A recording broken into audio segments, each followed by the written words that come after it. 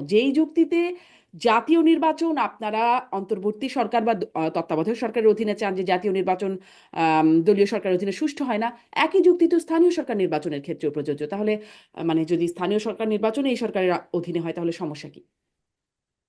জি, ধন্যবাদ।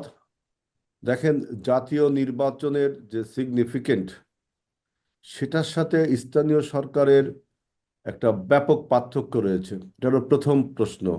এবং দ্বিতীয়ত হলো, বাংলাদেশে এখন গণ অভ্যুত্থানের পরে যে পরিবেশ বিরাজ করছে, যে গভর্নমেন্টের বিভিন্ন পারফরমেন্স নিয়ে কিন্তু মানুষের মধ্যে প্রশ্ন উঠেছে। এবং বিভিন্ন তর্ক বিতর্ক জন্ম দিচ্ছে। যে সেই তর্ক বিতর্কগুলো আপনি স্পষ্টত দেখতে পাচ্ছেন জাতীয় নির্বাচনকে পিছিয়ে দেবার জন্য, জাতীয় নির্বাচনকে লিঙ্গারিং করবার জন্য একটা দীর্ঘসূত্রিতার আয়োজনও বিভিন্ন তর্ক বিতর্ক আলোচনায় আপনারা দেখেছেন। যে আপনার এক সময় বলা হলো যে সংস্কার আগে না নির্বাচন আগে। আমরা তখন স্পষ্ট করে করে বলেছিলাম যে নির্বাচন এবং সংস্কার একসাথেই চলতে পারে। যেহেতু সংস্কার একটা আপেক্ষিক ব্যাপার, এটা চলমান ব্যাপার, সুতরাং আপনি সমস্ত সংস্কার করে নির্বাচন করবেন, এটা আসলে এটা ইউটোপিয়ান ধারণা। এটা একটা রিজলভ ইস্যু এখন, যে নির্বাচনের ডামাডোর অলরেডি বেজে গেছে। এরপরে দেখা যাচ্ছে যে বলা হলো যে যে ফ্যাসিবাদের পরাজয় হলো, সেই ফ্যাসিবাদের সমস্ত বিচার করে তারপরে নির্বাচন। এটাও আমি দেখলাম, এটা জাতীয় নির্বাচনকে দীর্ঘসূত্রিতার একটা প্রবণতা। অর্থাৎ বাংলাদেশে যদি আপনার একটি অরাজনৈতিক সরকার দীর্ঘদিন ক্ষমতায় থাকে, তাহলে যে রাজনৈতিক শূন্যতা সৃষ্টি হয়, সেই রাজনৈতিক শূন্যতার মধ্যে দেশি বিদেশি অনেক ষড়যন্ত্রকারী। এখন আপনি বলতে পারেন দেশি বিদেশি ষড়যন্ত্রকারী বলতে আমি কি বোঝাচ্ছি। আপনারা জানেন যে আমাদের দেশের এই গণ অভ্যুত্থানকে, আমাদের দেশের এই পরিবর্তনকে প্রতিবেশী রাষ্ট্র ভারত ভালোভাবে নেয়নি। বিভিন্ন রকম অপপ্রচার এবং বিভিন্ন রকম অপতৎপরতা করে আমাদের এই গণ অভ্যুত্থানকে নস্যাৎ করার একটা পরিকল্পনা তাদের রয়েছে। এছাড়াও যে পলায়নপর পরাজিত বিতাড়িত যে মাফিয়া, তাদের দোসররাও কিন্তু এই দেশে রয়ে গেছে এবং কেউ কেউ পালিয়ে গেছে। সুতরাং বাংলাদেশের এই গণতন্ত্র, যে অভ্যুত্থানের ফলে যে গণতন্ত্র আমরা আহ, নিয়ে আসার চেষ্টা করছি, সেই গণতন্ত্র এখনো স্থাপিত হয়নি। একমাত্র যদি একটি রাজনৈতিক সরকার বাংলাদেশে বসে, তাহলে সেই রাজনৈতিক সরকার বিভিন্ন রকম চ্যালেঞ্জ মোকাবেলা করতে সক্ষম হয়।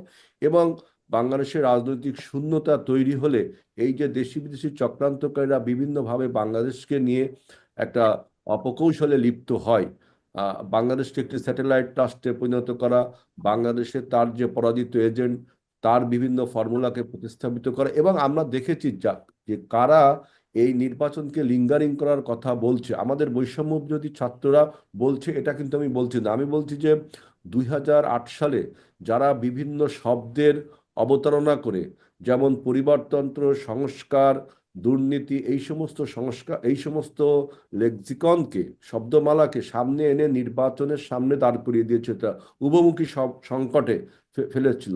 সেই মহলই এখনো তারা উপদেষ্টা পরিষদে বিভিন্ন সরকারের বিভিন্ন জায়গা তারা রয়েছে, এবং তারাই বলছে যে সংস্কার ছাড়া, বিচার ছাড়া নির্বাচন। আপনারা কাদেরকে দেখেন, এখন আবার কাদেরকে দেখেন সেই মহল কি, কারা কারা, মানে আপ- আমরা আপ- একদম যদি সুনির্দিষ্ট আপ- হতে কি পারবো? আপনি দেখেন যে দুইজন উপদেষ্টা বলল যে গত 53 বছরে, কোনো 57 বছরে কোনো সংস্কার বাংলাদেশে হয়নি।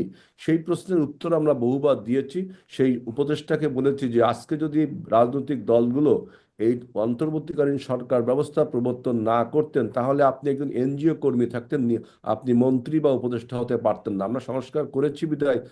এছাড়া আরো অনেক বক্তব্য আছে। এছাড়া আপনি দেখছেন যে একজন উপদেষ্টা, যিনি 2008 সালের 1/11-এর নির্বাচন কমিশন ছিলেন, তিনি বললেন যে সংস্কার ছাড়া নির্বাচনই হবে না। এবং ওই 1/11-এর একজন উপদেষ্টা, তৎকালীন উপদেষ্টা হোসেন জিল্লুর রহমান বললেন সংস্কার ছাড়া নির্বাচন ভয়াবহ হবে।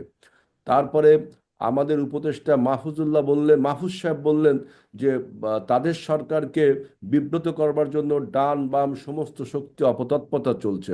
অর্থাৎ আমাদের কাছে সেই 2008 সালের যে আমাদের স্মৃতি, দুঃখজনক স্মৃতি, যে যেভাবে পরিবারতন্ত্র, সংস্কার, বিভিন্ন বাইনারি তৈরি করে একটি 17 বছরের ফ্যাসিবাদ জন্ম দিয়েছিল, ঠিক একইভাবে দেখেন হঠাৎ করে এখন বলা হচ্ছে যে স্থানীয় সরকার নির্বাচনকে আগে করতে হবে। যখন এই সংস্কার, বিচার এগুলোর ইস্যু রিজলভ হলো, তখন এখন দেখি স্থানীয় সরকার নির্বাচন, এবং বলা হচ্ছে যে স্থানীয় সরকার নির্বাচনের যে কমিশনার। সংস্কার বিচার এগুলোর ইস্যু রিজলভই কোথায় হলো আজিজুল বাড়ি হেলাল? সাথে সাথে আপনি যে স্মৃতির কথা বলছেন যে আপনাদের মানে যে স্মৃতি, সেই স্মৃতি তো এটিও আসলে স্থানীয় সরকার মানে নির্বাচন যে দলীয় সরকারের অধীনে কিরকম হয় সেই স্মৃতিটাও তো আবার সবারই আছে। দেখেন, আমি আসি আপনার কাছে আবারও, আপনি নিশ্চয়ই আরো একটু স্পষ্ট করবেন এই বিষয়ে, নিশ্চয়ই আরো বলবেন। উমামা ফাতেমা, আপনার কাছ থেকেও একটু জানতে চাই, নাগরিক কমিটির যে বক্তব্য আমরা পাচ্ছি তারা আসলে বলছে যে আগে স্থানীয় সরকার নির্বাচন। প্রথমেই একটু ছোট করে এটা নিশ্চিত মানে স্পষ্ট হই যে বৈষম্য বিরোধী ছাত্র আন্দোলন এর প্ল্যাটফর্ম বা আপনাদের সবাইকে এই বিষয়ে ঐক্যমত যে স্থানীয় সরকার নির্বাচন জাতীয় নির্বাচনের আগে হওয়া উচিত।